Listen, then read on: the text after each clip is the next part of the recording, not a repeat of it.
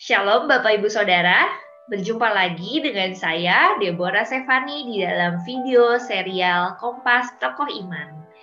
Kita bersyukur ya Bapak Ibu Saudara, kita sudah sampai di dalam video yang kelima, tokoh-tokoh di dalam Perjanjian Baru. Dan di dalam serial Kompas Tokoh Iman ini kita sudah melihat bagaimana pekerjaan Allah dinyatakan dengan sangat luar biasa lewat kehidupan anak-anaknya. Dan hari ini pembahasan kita akan membahas satu tokoh yang bernama Onesimus. Bapak Ibu Saudara, nama Onesimus sendiri kita akan temukan di dalam kitab surat Rasul Paulus kepada Filemon. Surat ini dituliskan, kita bisa lihat di dalam salam pembukanya, ditulis dari dalam penjara. Surat Filemon ini merupakan surat yang cukup pendek Bapak Ibu Saudara, sehingga kita bisa membacanya di dalam satu kali pembacaan. Namun, meskipun begitu, kitab surat Filemon ini adalah kitab surat yang sangat indah, yang kita bisa melihat bagaimana pekerjaan Tuhan di dalam Rasul Paulus, di dalam Filemon dan juga Onesimus. Filemon sendiri merupakan seorang rekan pelayanan Paulus yang ditafsirkan memiliki rumah yang berukuran cukup besar karena Filemon mampu menampung jemaat di dalam rumahnya. Ia bisa mengadakan peribadatan di rumah yang pastinya berukuran cukup besar karena harus menampung banyak orang. Dan kemudian jika seseorang ini memiliki rumah yang cukup besar, maka Filemon ini sudah dipastikan bisa mempunyai pekerja-pekerja di rumahnya yang merupakan para budak-budak. Dan Onesimus adalah salah seorang daripadanya. Arti nama Onesimus sendiri adalah berguna. Bapak Ibu Saudara, ditafsirkan Onesimus ini lewat surat Rasul Paulus kepada Filemon melakukan sebuah kesalahan kepada majikannya yaitu Filemon. Sehingga Filemon mengusir atau membiarkan Onesimus pergi dari rumahnya. Dan kemudian di dalam perjalanannya Onesimus berjumpa dengan Paulus di dalam penjara. Kita dapat memastikan bahwa Filemon ini sebenarnya bukan majikan yang jahat ataupun kejam. Karena Paulus sendiri melihat bagaimana Filemon ini mengasihi orang-orang lain dan imannya kepada Tuhan Yesus Kristus begitu luar biasa. Dan di dalam penjara, ketika Onesimus berjumpa dengan Paulus, mereka berdua menjadi sahabat yang karib. Bahkan sangat dekatnya mereka, Paulus ini menganggap Onesimus ini seperti anaknya sendiri. Onesimus menjadi alasan utama Paulus menulis surat kepada Filemon. Lewat surat ini, Paulus meminta dengan hormat kepada Filemon untuk menerima kembali Onesimus yang pernah dianggap tidak berguna bagi Filemon.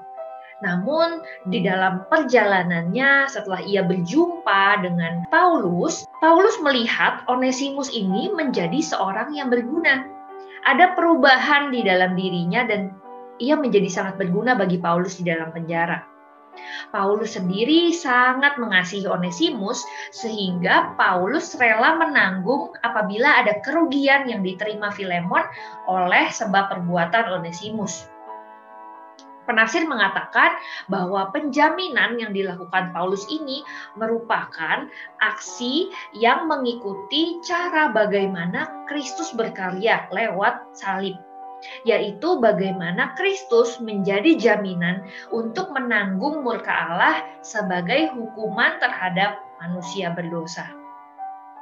Dan kita dapat melihat bagaimana Onesimus, orang yang dianggap tidak berguna oleh Filemon ini, menjadi berguna bagi Paulus dan ia menerima anugerah, ia menerima kasih, ia menerima pengampunan yang karena meskipun ia melakukan kesalahan, Paulus begitu mengasihinya dan bahkan rela menanggung kerugian yang disebabkan oleh Onesimus sendiri. Dan kemudian Paulus mengharapkan Filemon juga bisa memaafkan Onesimus dan kembali menerima Onesimus bukan sebagai budak namun sebagai saudara. Bapak Ibu Saudara, nantinya Onesimus ini adalah seorang bagian dari jemaat Kolose. Dicatat di dalam Kolose pasal yang keempat ayat yang ke-9. Ia menjadi bagian dari gereja tersebut dan bahkan di dalam tradisi gereja, Onesimus merupakan seorang yang setia dan menjadi berkat bagi jemaat yang lain karena bantuan yang ia lakukan. Bahkan karena ia mengenal langsung Rasul Paulus, ia juga merupakan salah seorang yang mengumpulkan surat-surat Paulus dan kemudian dikanonisasi dan menjadi kitab suci yang kita baca dan terima pada hari ini. Bapak Ibu Saudara, Onesimus merupakan seorang budak yang pernah melakukan kesalahan. Tapi kita melihat di dalam kisah hidupnya bagaimana anugerah dan pengampunan yang diberikan kepadanya oleh Paulus dan oleh Filemon yang adalah orang percaya memberikan keteladanan iman. Dan yang kemudian menjadikannya juga menjadi orang percaya dan menjadi penerus teladan iman itu bagi jemaat lainnya. Onesimus mungkin pernah berbuat salah. Manusia pun mungkin berbuat salah, termasuk Bapak Ibu Saudara dan saya sendiri. Akan tetapi bukankah setiap kita orang berdosa yang melakukan salah dan harusnya menghadapi murka Tuhan, kita telah diselamatkan. Kita telah menerima kasih karunia, anugerah pengampunan itu, dan kita telah menerima anugerah keselamatan lewat karya Yesus Kristus di kayu salib. Maka kita pun juga bisa dipakai Tuhan untuk menjadi seseorang yang berguna di dalam pekerjaan Tuhan, di dalam pelayanan Tuhan, di dalam kehidupan kita yang kita berikan kepada Tuhan. Tuhan rindu untuk memakai kita, mengambil bagian di dalam pekerjaannya. Di dalam keseharian kita, dalam apapun yang kita kerjakan, aktivitas kita, pekerjaan kita, studi kita, keluarga kita, Tuhan memanggil kita juga untuk terus menjadi saksi-saksinya, agar kita dapat menjadi seorang juga yang terus menyaksikan kasih Tuhan kepada orang lain. Dan kiranya teladan hidup Onesimus, kisah hidupnya yang begitu luar biasa mendapatkan anugerah dan pengampunan, itu juga menjadi satu hal yang menyemangati hidup kita yang telah menerima pengampunan juga Bapak Ibu Saudara. Dan kiranya Tuhan yang rindu memakai kita juga akan terus memampukan kita untuk dapat melayaninya, membawa terang Kristus ke dalam dunia yang gelap ini. Dan kemudian di dalam seluruh aspek hidup kita, kita bisa memuliakan Tuhan.